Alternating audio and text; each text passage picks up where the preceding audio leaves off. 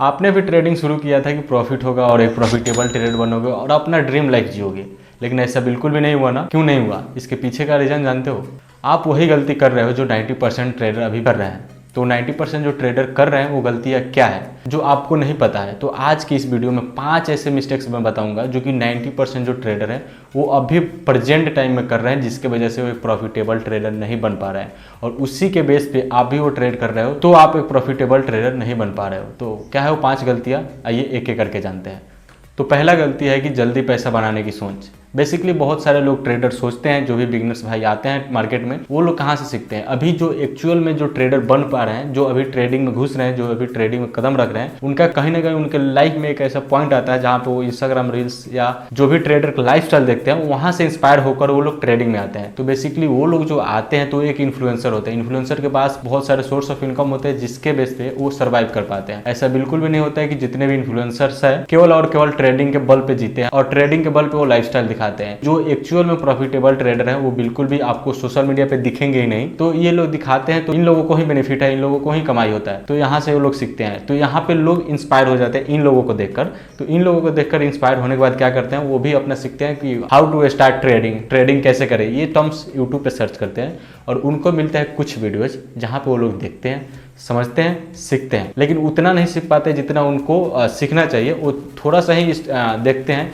क्यों देखते हैं उतना? क्योंकि उनको थोड़ा सा पता चल गया, थोड़ा सा उनको पता चल गया कि ऊपर नीचे बाई करना, सेल करना, बस उतना ही, दैट्स इट। वो लोग भी देखते हैं रील्स में कि नीचे बाई किया, ऊपर जाकर सेल किया तो उनको प्रॉफिट हो गया। तो ऐसा बिल्कुल भी नहीं होता है। ये सोच आपको हटानी पड़ेगी क्योंकि ये ट्रेडिंग है, यहाँ पे लॉन्ग टर्म चीज़ें चलती है, शॉर्ट टर्म चीज़ें नहीं चलती है। तो यहाँ पे क्विक रिच स्कीम सोचकर ट्रेडिंग में एंटर करना ये बहुत बड़ी गलती है एक बिगिनर का। तो हमें हमेशा ध्यान रखना चाहिए कि एक चीज़ों को समझें, सीखें, उसको अप्लाई करें और उसको डिसिप्लिन तरीके से अप्लाई करते चले जाएं ताकि एक प्रॉफिटेबल ट्रेड बन पाए। तो पहला गलती क्या है कि जल्दी कमाने की सोचना नहीं है स्टॉक मार्केट में, ठीक है। तो इसको ध्यान रखना है, सब चीज़ों को प्रॉपर चीज़ें सीखना है, तब जाकर ट्रेडिंग स्टार्ट करना है। अगर स्टार्ट कर दिए हो तो अभी से भी जाकर सीख सकते हो। अभी भी आप लॉस में हो तभी ये वीडियो देख रहे हो। आप इस बात को ध्यान में रखो और अच्छे तरीके से चीज़ों को सीखो, फिर आगे बढ़ो। फिर क्या करते हैं लोग बिगनर भाई, अगर यहाँ से शुरुआत किए उसके बाद क्या होता है, क्योंकि वो थोड़ा सा ही देखे और चीज़ों को अप्लाई करना स्टार्ट कर दिए, अब क्या हुआ, रिस्क मैनेजमेंट करना भूल गए। उनको क्या पता है कि रिस्क मैनेजमेंट क्या होता है? वो सारी चीज़ें भी नहीं पता है उनको कि कितना अगर ट्रेडिंग कैपिटल आ रहा है, मान लेते हैं उनके पास 20,000 रुपये हैं,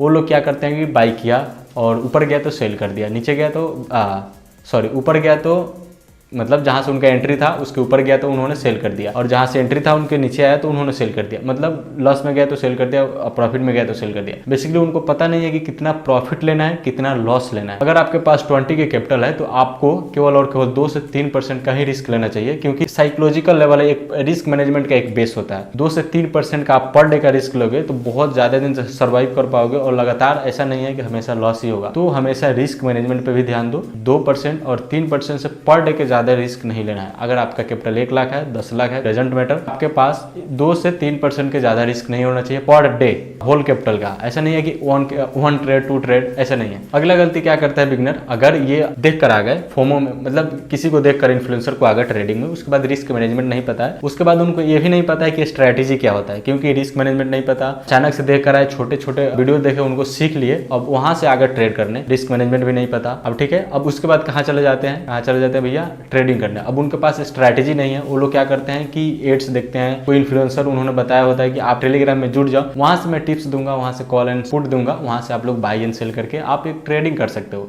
तो ऐसा हो सकता है क्या? नहीं हो सकता, क्योंकि वो लोग जो सीखे हैं वो लोग अपने हिसाब से करते हैं।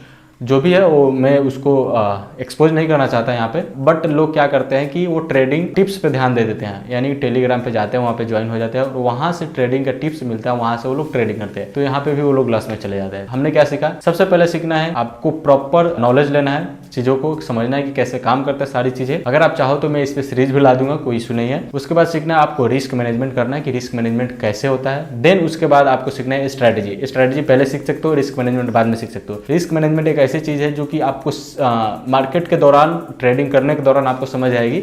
ऐसे थ्योरेटिकल चीज़ें को पता हो जाएगा, मतलब जैसे मैंने बताया कि 2% 3% लेना है, तो ये थ्योरेटिकल चीज़ें पता होगा। जब तक आप ट्रेडिंग प्रॉपर नहीं करोगे अपने हिसाब से, तब तक आपको एक्सपीरियंस नहीं होगा, तब तक आप एक प्रोफेशनल रिस्क मैनेजमेंट नहीं कर पाओगे। तो ये आपको बहुत ज़्यादा इंपॉर्टेंट है कि ट्रेडिंग स्ट्रैटेजी सीखो, उसके बाद ट्रेडिंग करते करते आपको रिस्क मैनेजमेंट आ जाएगा। जैसे जैसे सीखोगे, जैसे जैसे लॉस करोगे आ जाएगा। बट इस चीज़ को ध्यान रखो कि 2 से 3% से ज़्यादा रिस्क मत लेना किसी भी हाल में, एक दिन में। अगला बिगनर गलती क्या करते हैं, जो कि 4th नंबर गलती है, कि एक ट्रेड के बाद वो ओवर कॉन्फिडेंस में आ जाते हैं। उसके बाद करते हैं revenge trading, over trading, emotional trading. तो ये चीज़ें नहीं करना है। क्या होता है कि अगर कोई ट्रेड लिया, अगर उनका 10,000 प्रॉफिट हो गया, उसके बाद लगता है नहीं मैं तो सब जानता हूँ, मेरे को 10,000 रुपये आ गए, अब मुझे 15,000 रुपये मिल जाएंगे और 5,000 रुपये मिल जाएंगे, तो मुझे एक नीड थी जो किसी चीज़ को बाई करना।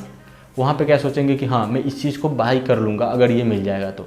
अब उसके बाद क्या करते हैं, इमोशनल और रिवेंज ट्रेडिंग करते हैं। इमोशनल जो नीड बेस्ड ट्रेड होता है, इमोशनल ट्रेड करते हैं। वहाँ पे क्या होता है कि वो लोग जाकर फंस जाते हैं। वहाँ पे ना स्टॉप लॉस लगाते हैं ना टारगेट लगाते हैं। मैं भी लगा लिए और स्टॉप लॉस भी लगाया, टारगेट भी लगाया, डजंट मैटर। बट वो लोग ओवर कॉन्फिडेंस में आ गए। उनको नीड नहीं था, उनको जरूरत नहीं था ट्रेड करने का, बट उनको एक माइंड में आया कि हाँ कुछ चीज़ें बाई करना उसको चाहिए, वो चाहिए मुझे, तो वो लोग एक ट्रेड कर लिए। वहाँ पे चीज़ें हो जाता है रॉन्ग।